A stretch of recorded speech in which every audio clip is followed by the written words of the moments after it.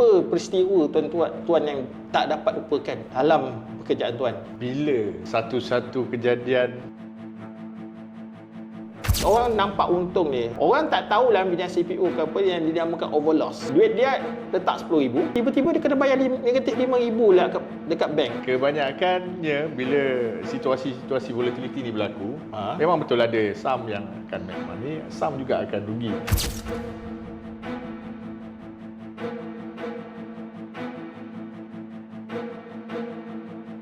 Dia cakap luck tu saya rasa dah tak syariah dah. Setiap orang kena ada pengalaman benda ni. Kenapa bursa menetapkan margin ni untuk safety orang-orang kita?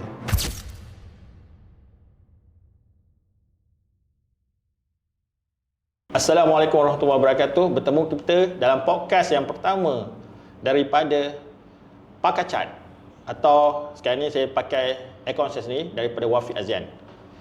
So, hari ini kita akan bersama dengan remiser terbaik dalam bidang future, iaitu Tuan Farizul. Kita akan berbincang tentang isu keselamatan, orang panggil keselamatan dalam dunia trading. So, selalunya trading ni orang akan fikir pasal syariah. Syariah ni top, tapi kita lambatkan lagi podcast ni sebab baru-baru ni ada seorang ustaz yang Zack mengatakan short selling tak boleh.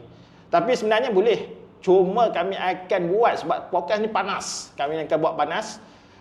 Kami ada bukti-bukti backup yang boleh mengatakan ada. Tuan Farizul nanti akan terangkan bukti-buktinya. Cuma hari ini kami nak bagi tahu podcast keselamatan duit anda dalam dunia trading. Apa maksud keselamatan ni? Okey. Sebelum saya pergi lagi jauh tentang keselamatan ni, saya nak Tuan Farizul sendiri memperkenalkan diri dia. Bismillahirrahmanirrahim. Assalamualaikum. Terima kasih Tuan Wafi sebab menjemput saya sebagai wakil pertama untuk podcast ni. Alhamdulillah. Masya Allah, makin hebat Tuan Wafi. Sekarang ni kalau ikut kedudukan saya, masih kekal bersama satu bank broker yang bank back di Malaysia. Saya mempunyai pengalaman dalam CFBR, broker representative di Malaysia selama ataupun telah lebih kurang 15 tahun juga. Oh, 15 tahun dah, lama juga Alhamdulillah.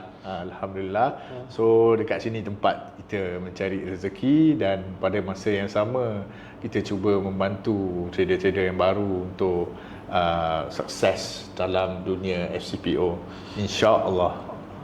Okey, Tuan Farizul, menarik. Kenapa Tuan Farizul terjebak dalam dunia jadi remiser ke apa ke? Dan kalau katakan ramai orang fikir, adakah pada usia yang 15 tahun yang Tuan jadi remiser ni, apa peristiwa tuan yang tak dapat lupakan dalam pekerjaan tuan? Peristiwa yang tak dapat dilupakan adalah bila satu-satu kejadian market volatility yang sangat dahsyat lah. Okey. Kita tahu kita sangat memerlukan volatility dalam dunia trading, especially biasanya orang nak short term trading ni. Kalau tak ada volatility, sideways, then you cannot make more. Dan kadang-kadang dekat sideways lah perkara yang paling susah sekali untuk trader buat duit, sebab market tak berapa bergerak. We need volatility, tetapi bila terlebih volatility pun dia jadi perkara yang menakutkan. So volatility ni yang ekstrim lah, kita kata ekstrim ni kadang-kadang disebabkan oleh war, perang, geopolitical punya factor lah.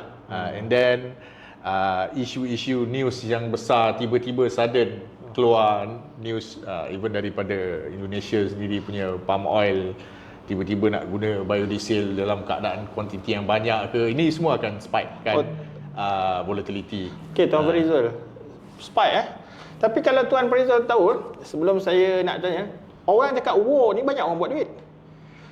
Banyak gila orang buat duit, dan banyak gila yang untung. Ada yang saya tengok ada 6 angka, ada yang buat 7 angka, ada yang ni.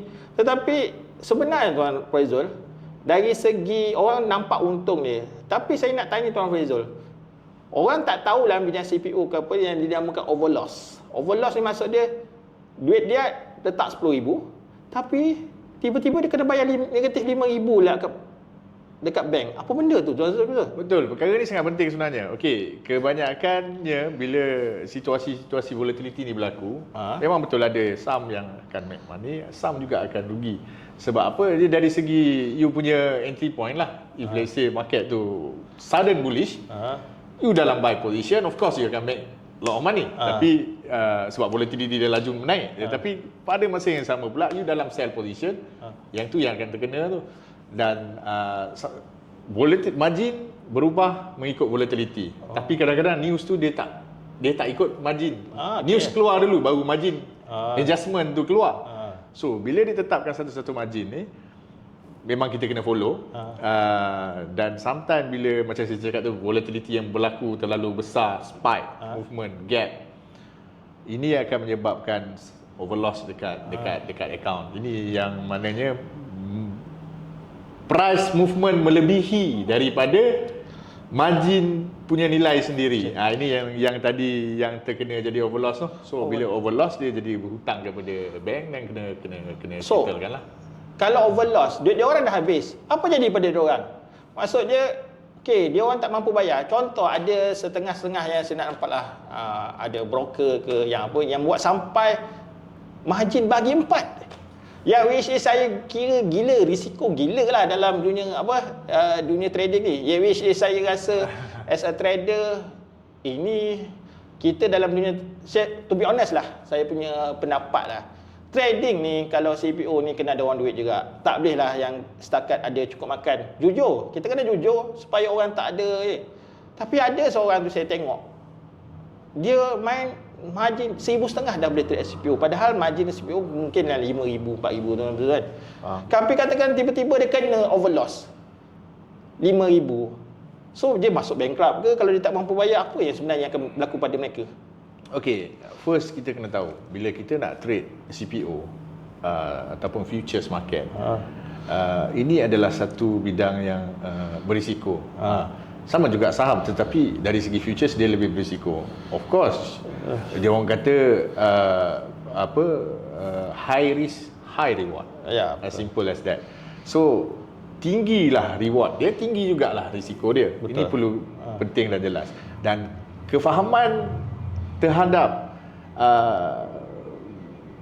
market CPO ni sendiri, futures market ni, kita kena sampaikan kepada peringkat umum. Tak semua orang boleh trade CPO ataupun orang kata layak lah. Sebab apa? Sebab perkara yang paling penting, faktor modal ni tadi kena kuat. Bukan kita kata nak guna modal yang kita nak, consumption household kita dan sebagainya. Dia mesti betul-betul menggunakan wang lebihan, duit. So kalau terjadi apa-apa kepada fund yang kita gunakan ni pun, it's not affected kita punya life banyak sangat. So ini antara satu faktor juga sebenarnya Tuan Afi yang akan mengganggu emosi. So kalau kata duit kita katakanlah kita gunakan ni, dah tahu dah ni nak bayar duit api, nak bayar duit rumah, nak untuk consumption petrol, sekolah anak, everything sendiri. Tapi nak bayar hujung bulan, nak guna dulu, nak generate. Ni salah. Sebab apa? Bila you trade pun sebenarnya emosi you akan rasa lebih fear. Tapi kalau kata memang ada duit lebihan, sebab tu kalau orang yang pengalaman saya, orang yang lebih banyak sukses trade dengan CPO adalah orang yang memang fund dia memang kuat, dia lebih selesa. So kalau jadi apa-apa pun it's not affected sangat, sebab dia trade tu emosi dia terkawal, lebih santai. So ini salah satu faktor lah. Jujur lah, kalau orang tu cakap saya ada 1,500 trade, better simpan atau kita ni lah kumpul dulu simpan, saving, you ada some emergency fund, then baru you trade. Sebab bahaya. So ramai ni kebanyakan ialah orang kita tak cakap benda-benda macam tu kan. It's about safety penting. Okey Tuan, tadi saya rasa Tuan tak menjelaskan apa yang saya. Kalau duit dia orang, dia tak mampu bayar kat broker, apa yang jadi? Kena secret ke, kena sistos ke, boleh jadi bankrupt ke? Akan affected, secret akan affected, secret dan tengok juga amount lah. If let's say too small, mungkin akan ada arrangement and everything untuk buat some repayment ke apa ke, repayment plan dan sebagainya. Tapi yes, broker ada hak untuk claim balik su dengan dia punya cara mengikut undang-undang lah. So cerita dia kalau lah kita hantar Along pergi simbah cat, tak ada lah. Okay, macam tu maksudnya. So kalau macam tu maksudnya Tuan Frizul, bila kita trade ni, satu kita ada kena ada modal lah. Betul. Yang kedua, yang paling yang kita risaukan adalah orang yang main margin yang terlampau kecil, betul? Betul, setuju. Sebab kalau bila memang sedap, tetapi risiko dia amat tinggi. Dia perlukan sangat-sangat perlu kemahiran dan sedikit luck untuk anda trade daripada margin yang kecil untuk grow. But it's very difficult to be honest, sebab you tend to make more mistake sebab faktor emosi tu tadi. Betul. Bila Tuan Farizul cakap luck tu, saya rasa dah tak syariah dah. Maksud dia kita main dengan luck. Modal yang kecil kita, contoh bagi saya lah, kalau kita main CPO 1500 margin, 1400 kita dah tak boleh trade. So 4 point ni.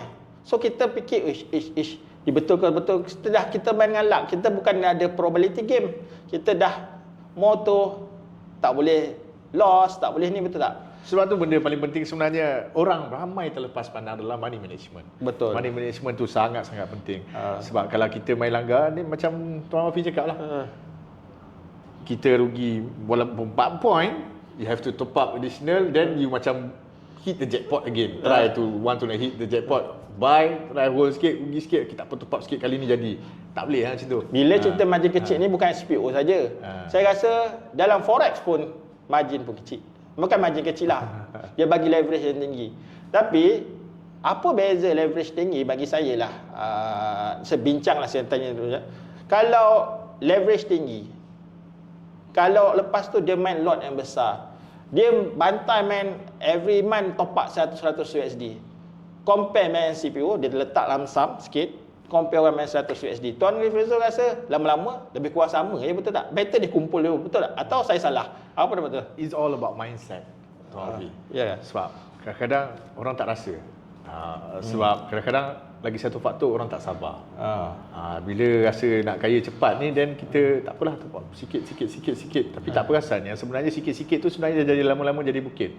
So wise money management sebenarnya, you kumpul betul-betul, you have some reserve, you betul-betul trade dengan that kind of funds yang mana orang kata additional fund tu tadi.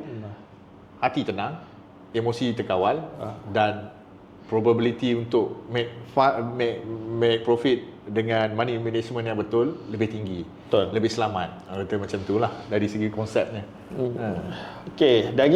Kita balik pada keselamatan duit kita lah. Sebagai seorang trader, saya sendiri trader, saya nak duit saya selamat dekat bank. Bila saya baru-baru ni saya tengok Facebook, saya tengok TikTok, ramai macam broker-broker atau IB yang telah bawa ramai orang masuk ke dalam broker-broker tu. Tiba-tiba broker tu hilang, dia kata broker tu scam. Saya dah cuba selamatkan tapi tak diselamatkan. Tapi bagi saya, benda tu agak skeptikal, hanya macam scammer. Broker apa tu? Saya tak boleh cakap broker apalah. Tapi cerita dia agak scammer. Sebab apa? Kenapa dia tak contoh dia kata dia berdaftar lah di mana-mana bank ini so called macam broker-broker luar dekat Cyprus apa semua ya, lah. Betul. Okay. Macam Cyprus ke apa ke, kata bagus. Boleh kalau hilang duit dia kata ada backup, tapi saya nak cakap tapi bila hilang tanpa jejak. Kepada siapa mengadu? Okey, itu forex lah, cerita forex. Macam mana pula cerita trading dalam FCPO ni? Kalau duit kita tiba-tiba kita dah buat duit banyak kan, tiba-tiba broker apa hilang? Bank bungkus. Bank bungkus. Bungkus ke apa, macam mana? Okey, sebab tu pentingnya bank back punya broker. Bila you ada bank back, dekat belakang dia ada bank, you insya-Allah selamat. Sebab apa? Pernah dengar tak PIDM? Okey. Pernah kan? Okey, PPIDM ni dia insurankan 250,000 kita punya as a individual. 250,000 ya? 250,000. Jadi retailer trader. Normally average saya cakap 10 to 20,000 kalau SCPO untuk dia deposit. Mungkinlah ada some fund mungkin dekat dia deposit some here and there semua tapi maksimum 250,000. So if dia letak fund SCPO dia di dalam satu broker yang ada bank bag, fund dia tu disimpan dekat dalam bank.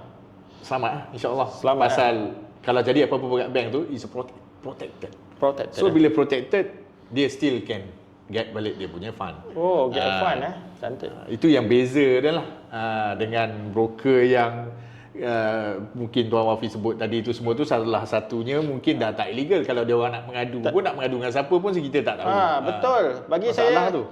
Nak mengadu, contohlah dia boleh bank backup pun dekat luar negara. Kata kita untunglah letak 10,000. Kita untung 60,000. Katalah lepas tu kena scam. Confirm dia berani untuk scam. That's situ dah saya nampak haramnya kat situ. Sebab bila dia pergi ke luar negara, hilang. After that macam mana? Dia tahu orang Malaysia tak akan pergi ke luar negara banyak kali. Kos pun tinggi. Kalau dia pergi pun dekat mana dia nak pergi cari? Satu cerita, katakan dia dapat cari pun. Kos per guam. Kos ni, dia orang logik ke tak? It's almost impossible lah. Setakat 60,000 pergi balik tak apa? Tak baloi. Tak baloi kan? Ini kita fikir logik lah. Tapi kalau ada budak yang bantai kita, budak forex bantai kita, nak buat apa? Dia tak nak fikir logik kan? Isu ni sebenarnya dah lama kalau forex kan.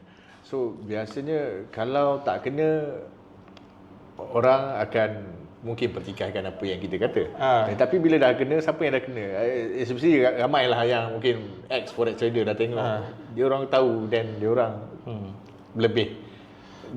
Bila dah terkena tu baru betul sebenarnya pun memang macam tu. So itulah kita nak mengadu kalau dekat dalam Malaysia. Biasanya kalau any financial punya things, Bursa Malaysia, Security Commission, Bank Negara. Tapi kalau forex dia sendiri dekat Malaysia dah illegal trading forex, especially kalau those yang buka broker dekat luar yang bukan banyak sangat dia punya regulation. Then dengan siapa? Betul lah. Macam mana dia nak? Macam mana if let's say things happen macam tu lah, bank run and everything kan. Same to crypto. Crypto pun sama. Kita kena tengok berapa banyak sekarang ada more than 20,000 crypto rasanya coin. Coin dalam crypto lah. Bukan semuanya yang telus. Ada yang scam, yang coin scam, yang hit ajak orang masuk, push, naik lagi disappear. Founder yang untung, dicari-cari tak dapat. Banyak case. Jam lah cerita dia. Even yang top, one of the top pun boleh jadi contoh kan macam FTX kan. FTX Sam Bankman kan nama dia. Saya tak ingat lah. Then Luna lah macam tu lah. So benda-benda macam ni dengan siapa kita nak mengadu? Salah tu jangan cakap Luno. Luno banyak orang bukan Luna. Luno tu regulation under SC. So tak ada masalah. InsyaAllah selamat. Sebab dia tak buat pelik-pelik. So cerita dia Luna. Tak, cerita dia broker luar negara lah. Betul. So kalau dalam negara ni boleh kira selamat sebab SC sangat mantau. Okey, dia nanti saya rasa ramai yang akan bantai kita ni dalam ni nanti cuma budak forex. So apa yang saya rasakan lah yang bantai kita adalah mak buat duit especially IB lah. So senang cerita lah bagi saya, kalau dia tak boleh jadi IB forex, kacau makannya, kenapa tak jadi IB atau macam tuan? Betul tak? Kenapa dia tak boleh jadi macam tuan? Kenapa dia tak ambil yang berlesen? Kalau betul-betul power lah, kalau betul-betul saya kata bagus, kenapa tak jadi macam tuan? Kenapa tak masuk? Kita rezeki ni Allah bagi kan, betul tak? Kita tak kisah pun Allah bagi siapa nak ambil. Letaklah. Susah nak cakap yang tu bagi bab ni sebenarnya. Okey. Sebab yang tu kena tanya dengan orang tuan punya wadah dia sendiri. Sebab kan ada 1,001 jawapan. Akan ada mungkin juga 1,001 alasan. So kita tak tahu. Mungkin ada sesuatu yang berlaku kepada dia pun kita tak tahu. Bukan kata kita nak sokong apa semua, tapi to judge people to that level saya bukan macam itu. Tapi Macam Tuan Wafi cakap betul. Mungkin dari segi kita punya podcast ni dapat memberi kefahaman, ada rupanya Betul. yang ni. So why not aku try cuba join. Tengok mana peluang yang aku boleh masuk. Betul. Secara legal. Sebab mungkin selama ni tak tahu ada macam contoh macam SCPO, market dua hala juga. Futures market, syariah compliant, and then under pengawasan Bursa dengan AC, produk Bursa Malaysia sendiri pakai broker yang selamat. Betul. Tapi kebanyakan orang sebenarnya tak tahu. So kita perlukan to create awareness lagi terhadap masyarakat. Bagi saya bukan orang tak tahu. Sekarang ni rasa ramai je dah tahu tentang FCPO ni. Cuma yang masalah ialah bab apa? Modal lah. Mungkin lah. Modal dalam FCPO ni saya rasa agak tinggi yang keras lah. Kalau compare dalam forex mungkin dia adalah consider big lot. Cuba saya, ini pendapat saya lah. Dari segi, okey kita tak cakap syariah dia ni, tapi dari segi logik lah. Kalau kita letak 100 USD, adakah, saya nak tanya Tuan Frizul, 100 USD kita dapat 30%. About 30 USD. Kata-kata boleh buat 30% lah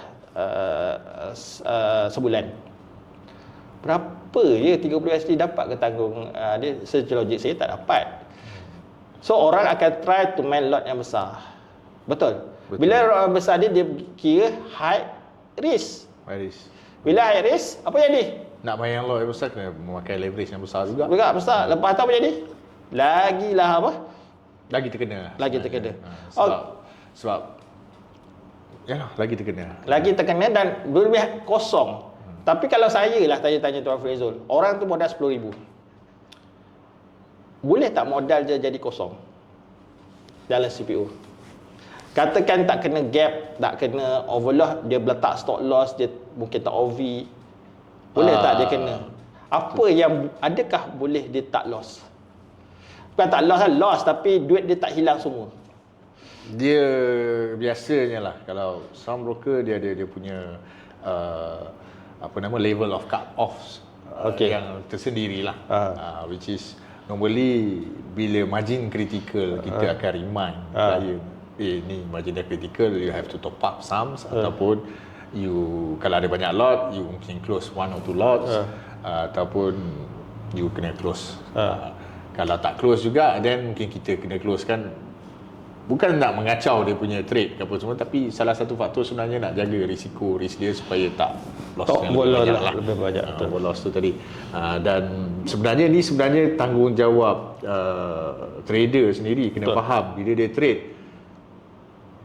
Trader bukanlah trader sebenarnya. Kalau dia trade, dia tidak ada, contoh macam stop loss tadi. Bila you tak ada stop loss, itu yang akan berlaku. Kalau you ada stop loss, you insyaAllah selamat, tak adalah sampai jadi kosong. Dan lagi satu, faktor gap ni tadi. There's a way untuk kita elakkan. Contoh, kita tidak trade overnight, tidak bawa position kita, especially over the weekend. Sebab apa? Over the weekend ni dia jadi lagi bahaya. Sabtu dengan Ahad cuti. So Sabtu dengan Ahad ada macam-macam news boleh keluar. Macam perang itu kan. Tiba-tiba perang keluar. Tiba-tiba Iran punya oil storage kena bom. So meletup crude oil naik, then komoditi lain especially macam CPO pun naik. Sebab dia the relevant is bila crude oil above $100 ni, CPO punya biodiesel lebih dari relevant. So that's why dia akan ada shock juga untuk spike up. So this is the issue lah. Kalau kita jaga, kita tahu manage risk, you learn with the right people, InsyaAllah you boleh tahu cara nak elak dekat mana nak gap apa semua ni. Maknanya you kalau masuk satu sesi pun, even tengah hari pun kadang-kadang daripada pagi ke tengah hari ada gap, tapi mungkin tak sebesar macam over the weekend everything. Nak save you satu, you dah masuk pagi sebelum market tutup, itu tutuplah position. Tapi kalau yalah banyak pendapat, kalau macam contoh, that's why kita berusaha dia tetapkan relevant margin. Betul. Kalau dia mau, jaranglah ada. Saya pernah kena gap yang teruk pada 2012 rasanya. 2012 tu kes apa yang kita tak ingat lah apa yang teruk sampai bursa punya apa Lehman Brothers tak ingat lah, tapi yang dia sampai stuck apa, saya pun overloss masa tu, yang apa yang bursa kena apa, orang panggil kena circuit breaker. Circuit breaker je kan, masa 2012 2013 tak ingat lah, lebih kurang itulah. Okay. So itu pengalaman hitam apa, paling hitam lah sebenarnya. Dia ada cycle dia once of every 10 years ke 20 years tapi, ke, sometimes ada cycle yang macam tu. Kesilapan saya masa tu adalah sama kesilapan newbie masa tu adalah saya menggunakan margin yang kecil. Baru itu yang saya tahu overloss tu. Sebelum saya tak tahu. Saya tarik rasa ramai yang tak tahu. Dia ingat macam broker forex je. Kalau loss kosong je. Dia tak jadi negatif. Crude oil punya price pun boleh jadi negatif bang. Itu futures. Itu dahsyat dia sampai boleh negatif pun. Rasa tu kita pun pelik. Kenapa dia negatif bukan kosong je? Dan kaji-kaji balik tahu macam ni here and there. So sebab dia cerita dia, setiap orang kena ada pengalaman benda ni. Barulah orang tu tahu apa itu overloss. Betul. Apa yang fikiran untuk semua orang rasai. Kenapa bursa menetapkan margin ni untuk safety orang-orang kita. Dia tak nak juga orang-orang kita ni overloss. There's a reason sebenarnya. Dia orang dah fikirkan dah semua dari segi risk dan sebagainya. Supaya that's why nak cerita memang kena ada duit. Tak ada duit memang tak boleh. Setuju. Betul. Kalau ikutkan paling penting lah guna wang lebihan yang bukan kita dah standby untuk tujuan-tujuan tertentu. Tuan Farizul, rate pun ke laut. Memang best ni. Tetapi lagi satu lah, dari segi safety lah Tuan Farizul. Sekarang ni kita banyak dengar tentang akaun kena hack, akaun kena ni. Apa safety yang telah dilakukan oleh bank kat Malaysia atau bank negara supaya duit kita tak kena hack, kena ni, akaun kita kena hack? One of the security yang dibuat oleh Bank Negara Malaysia sendiri adalah menggunakan sistem double security. Contohnya macam 2FA. Verification code yang double layer.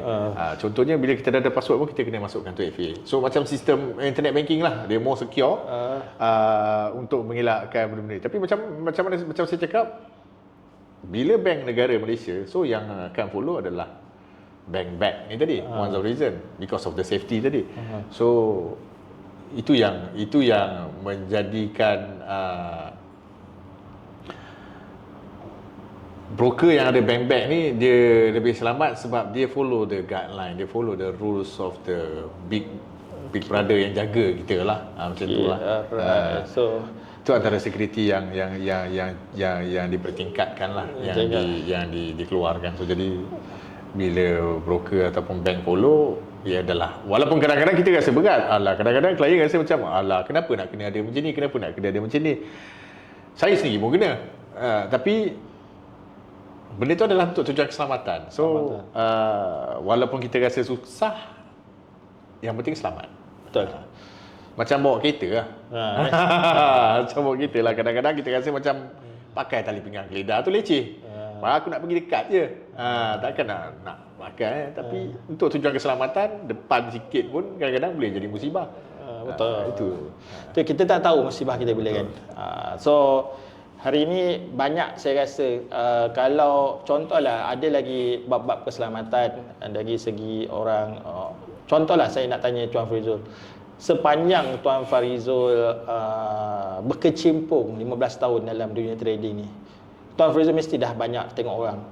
Berapa banyak orang paling banyak loss dalam overloss yang telah berlaku di mata Tuan Farizul, which is Tuan Farizul pun menggigil sebab saya tahu saya reminder pun kata kena benda tu. Biasa cerita boleh Tuan. Kalau yang lain saya tak tahulah, tapi yang kalau under pengawasan saya tu, the most is seingat saya lebih kurang belas ribu juga. Belas ribu juga. This one is ada some few lots lah. So, dari modal berapa tu jadi negatif tu? Hilang modal plus tu berapa rasa tu? Ada 80,000, 100,000? Plus, negatif, minus? Tak. Less than that lah. Less than that. Cuma benda tu berlaku. Benda tu berlaku macam atas faktor volatility apa semua tadilah. Dan bila that's why bila kita overnight margin very important untuk kita follow the guideline yang ditetapkan oleh bursa tu tadi. So katakanlah macam sekarang 9,000, letak 9,000. Tapi kalau kurang sedikit, contoh 7,500, dan esok akan keluar margin call. Tetapi apa yang akan berlaku malam ni kita tak tahu. So balance kita dah tinggal sikit dah tu. So sepatutnya you ada some amount yang ditetapkan tu tadi tu. So tiba-tiba malam tu pula ada some volatility. Sangkut dah. So sebab itu penting to follow the rules yang ditetapkan tadi oleh bursa tadi. Sebab ada tujuan, ada sebab dia, ada reason dia. Sebab itulah antaranya. Maksudnya akaun kecil lah. Akaun Kecil lah. So sebenarnya kalau kita nak tahu pun modal kena tinggi lah. Sebab untuk faktor safety. Betul. Kita kesian, tapi ada orang yang tak kesian dengan dia ingat bagi saya lah, ada orang faham dia nak duit daripada anda. Kita orang ni walaupun kita nak, tapi kita nak anda sama-sama benefit. Orang panggil symbiosis. Win-win situation. Win situation. Tuan Farizul memang nak win situation. Kalau kita ambil terlampau kecil, jadi takut macam tu lah. Kita okey je kan? Tuan Farizul okey kan? Betul tak? Betul. Tapi kita tak best lah perasaan tu. Tak best kan? Perasaan tu tak best. So that's why kita cuba advice. Tak boleh take macam ni. Iya ke? Kenapa? Then you have to explain. So tapi klien pun ada macam-macam agam. Ya, macam-macam agam. Kita Kadang-kadang dia take it as as a learn process, dia terima kita punya advice. Ada some buat benda yang sama 5-6 kali pun, advice pun sama pun, dia still akan repeat the same because perangai orang lain-lain. Itulah. Semua nak cepat kaya. Cerita cepat kaya. Itu je lah. Saya rasa untuk podcast dia moto safety. InsyaAllah. Harap dia dapat bantu trader-trader apa orang panggil? Trader-trader yang baru ni supaya mereka tahu kenapa bursa SC ke apa tetapkan margin. Kenapa ada rules? Kenapa ada regulation? Kenapa kena follow? Ada reason dia. So siapa yang tahu atau nak lebih lanjut tahu tentang lagi, lepas ni ada topik yang menarik iaitu syariah ke CPU. Baru-baru ni saya nak cakapkan ada Ustaz Zack mengatakan short selling bursa tak syariah. SC tak benar, tak menyatakanlah. Tapi kami ada baca dalam Indonesia SC ada memberitahu. Tapi kami kena apa orang panggil? Kami pun senang cerita kami tak nak berperang dengan Allah sebab riba. So kita akan tengok dulu nanti orang panggil apa Tuan Farizul boleh cakap tentang apa? Syariah. Kita disclaimer kita orang dua orang bukan ustaz. Tapi kita berdua ni saya bukan ustaz tapi kita baca dari apa yang telah dikeluarkan pada SC. Sebab sikit saya. Kita macam disclaimer Tuan Wati cakap dia. Kita bukanlah pakar dalam bidang syariah. So apa yang kita ataupun rakyat umum secara umumnya lah akan ambil satu badan yang berautoriti seperti Suruhanjaya Sekuriti Malaysia. Apa yang telah dikeluarkan dalam resolusi dia. Apa yang dikeluarkan adalah dibenarkan. Betul. CPO adalah syariah. Dia bukannya atas pendapat individu A, individu B, bukan. betul. Dia atas musyawarah antara semua panel-panel syariah dia. So isu ni pun bukan baru sebenarnya. 2020 pun 2020 pun dah pernah meletup sekali because of this. Dan saya pun terkejut mula-mula, saya tak tahu apa-apa berlaku, tiba-tiba macam klien tanya kan. Kenapa macam ni? Kenapa macam dia orang rasa tertipu? Kenapa trade SCPO tapi kata syariah, tapi sebenarnya ada some personal individu cakap tak syariah. Dan pada masa tu pun one of the panel So jadi saya pun confused. Saya direct dengan badan yang authority ni tadi untuk mendapatkan penjelasan, dan akhirnya penjelasan yang diberikan oleh mereka sangatlah memuaskan hati. Mereka cakap masih lagi terpakai. Apa yang di dalam resolusi itu masih terpakai. Even kita dah spesifik pasal-pasal this because of the short ke apa ke, dia kata secara keseluruhannya masih terpakai dan masih lagi maklum asas syariah. So kita macam saya cakap, sebabkan kita bukanlah pakar, so saya nak argue lebih-lebih pun susah, tak boleh lah pasal bukan bidang kita. So ilmu dia orang lagi tinggi.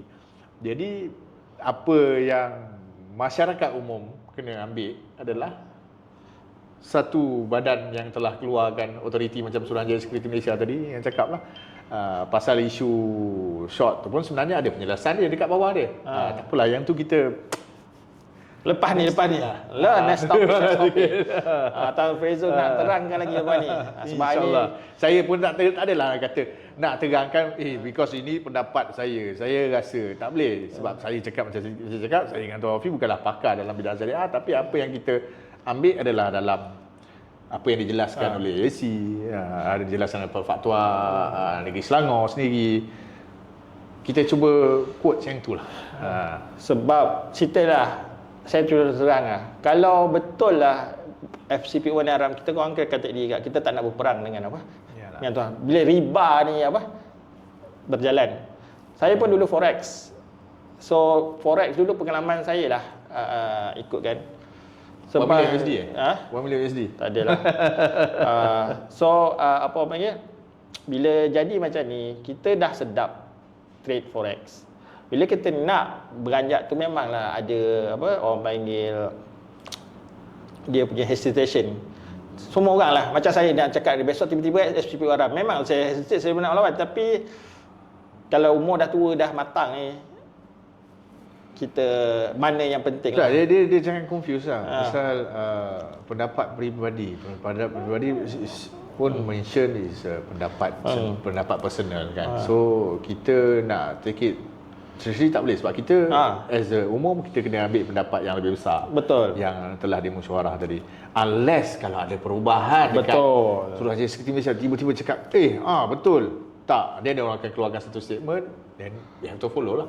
No, tak ada lah masa tu tidak ada argument pasal memang dah ada badan sendiri yang keluar cakap. So far bila kita tanya direct, saya sendiri personal tanya, masih lagi terpakai, tak ada masalah, masih lagi syariah. So kalau nak tahu lagi lebih lanjut tentang syariah, tentang FCPO atau apa-apa bidang, kita tak ada bidang trading kat podcast ni. Mungkin ada tentang sudut penipuan dalam bidang ayam hias, RPS ke. Saya akan panggil pakar-pakar lah yang pernah mengulas, ataupun penipuan dalam bidang hartanah yang ni. So kita boleh masuk dalam food security, peternakan, pertanian, semua boleh. So just orang panggil Tuan Farid tu sendiri ada ayam dia sendiri. Okey. Ayam tu dia kena betul-betul. Dia kadang-kadang orang salah faham. Dia ayam Brahma kan. Okey. Itu saja. So jumpa lagi di podcast yang seterusnya.